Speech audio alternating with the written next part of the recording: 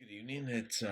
It's Wednesday, April 27th, and I'm trying to work on some updates here. I just did one previous video just a little while ago. Um, and this one's I'm gonna cover two stocks here. One is Target and the other one is UNG, the natural gas ETF. This Target position I did not take. Okay, so I'm gonna just straight up say that, but it does not change my method of trading.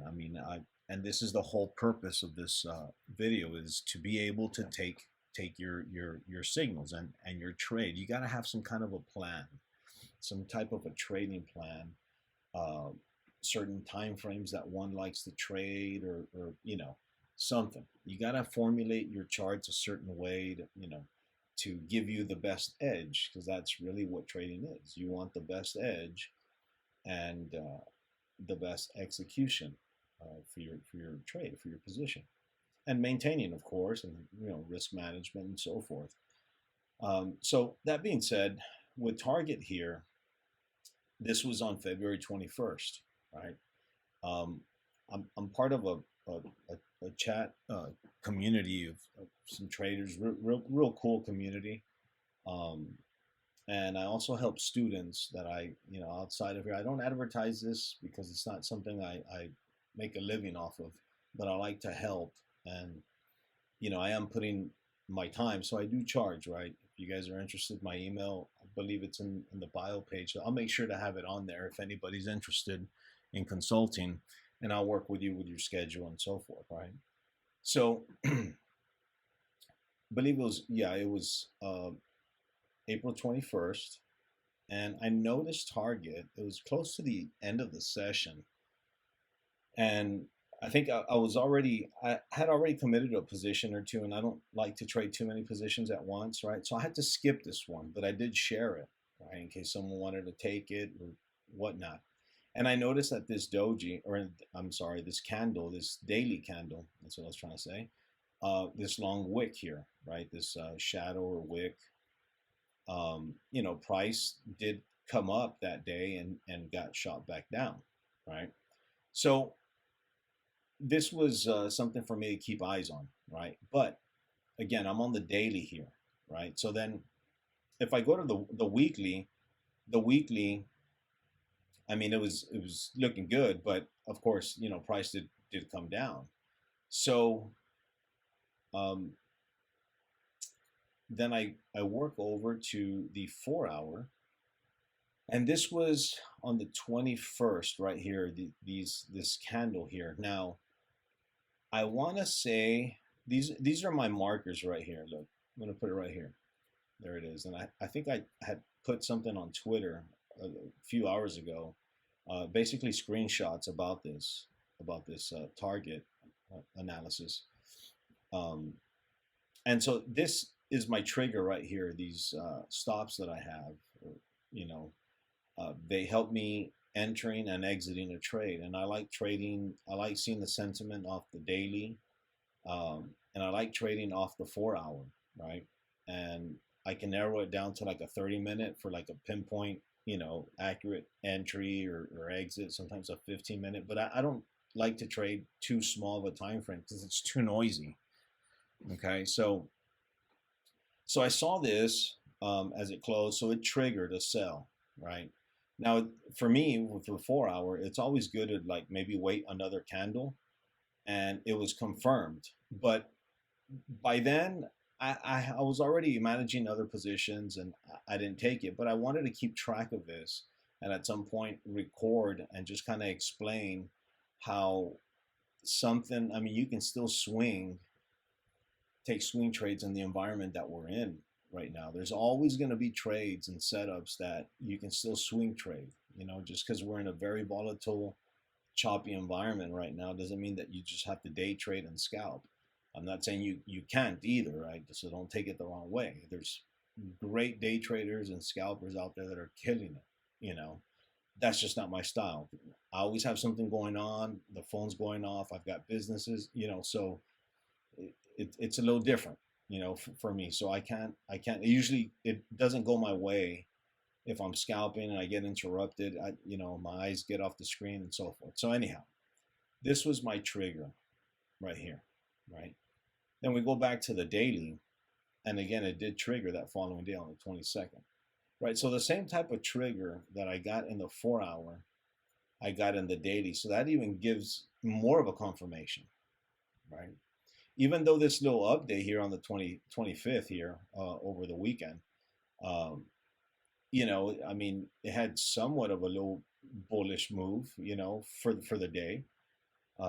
It's a hollow candle, but my signals are still telling me to stay in, right? And if I look at these 2 days right here, um, the 25th, even the 4 hour, it's still telling me to stay in your trade, right? So the analysis that I had made, or I used an example, which was this put here, which was that last Thursday, as an idea, except, I only had used one, right?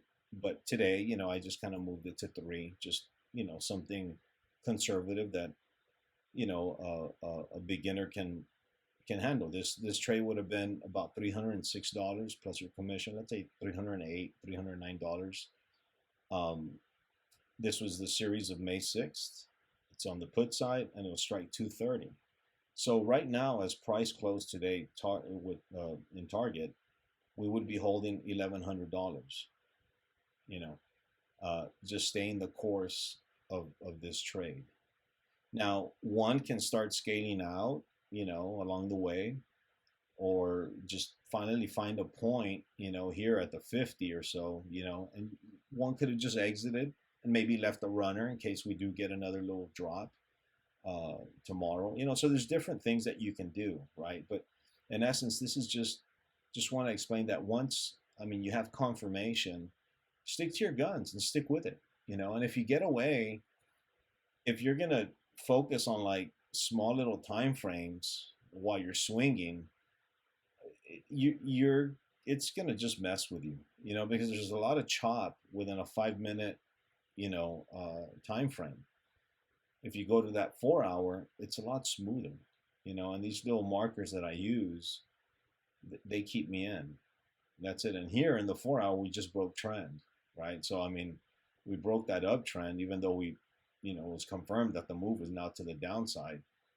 But, I mean, that's as simple as it gets, So now this was somewhat of a mock scenario here to show what one's position could have done, right? Taking it that day with these puts at $102. If we take a look at them today, the May 6th series, 230 right here, they're between 475 and 495. The spread's not too bad. So, you'd be up quite a bit right now, right? So now let's transition now to a real position, okay? Let's go to the UNG, right? This one, I'm starting to build a position in UNG. Now, again, I'll, oops, hang on 1 second here. I start assessing, with the daily. Hang on, let me just remove something here. This little thing. Oops, didn't mean to do that. Let me just remove. There we go. All right, so here's the weekly, right? I mean, so obviously there's some range here that UNG is going to have some trouble trying to break.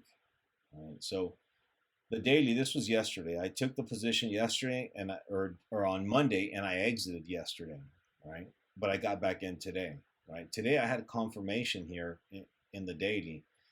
I think it was Monday or so when I got in, and my entry was based off the 4 hour, which was, I think it was this 4 hour candle yesterday. I saw this one, I entered on this one, or on Monday, or I entered here. I want to say I entered here, I believe, but I exited yesterday with this candle because You know, I had my green markers here, and then I get a red one, and I don't question it. I mean, that's it. I got out, you know, because if it does give me another signal, I can always get back in, right? Because my conviction is that UNG still has a little room to go a little higher. Um, I don't think that much higher before a good pullback, you know, but eventually, like the bigger picture, it's going to go higher. So today I did enter again. It looked good, you know. So two candles above this. Now I am looking at these little shadows here, right? So price hit resistance around 25.80, 25.81 or so. If you can see here, it was right up here in this is the 5 minute, right? So on the break, it rose up, you know, after opening, and then it started kind of, I figured it was going to make a little formation, so I started putting a little trend line, uh, and it broke out, hit resistance, and it just kind of got slammed right here. Well, not slammed, but you know, it was a 5 minute chart, and then it bounced off of this descending trend line. So that was my analysis on this. I'm still sticking to my guns for now. If I get stopped out tomorrow, then I get stopped out, or I exit. If I get a confirmation to exit, then that's it. I exit. No questions asked, you know. So that is my method of trading, you know. Um, Many people say, well, yeah, indicators aren't everything. Well, yeah, I mean, it depends.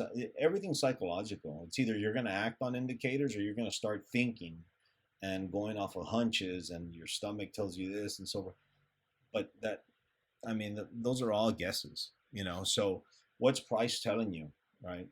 Price is telling me that it confirmed the Biden today for me, right? If it doesn't work tomorrow, well, then price is telling me that it didn't work, so I exit.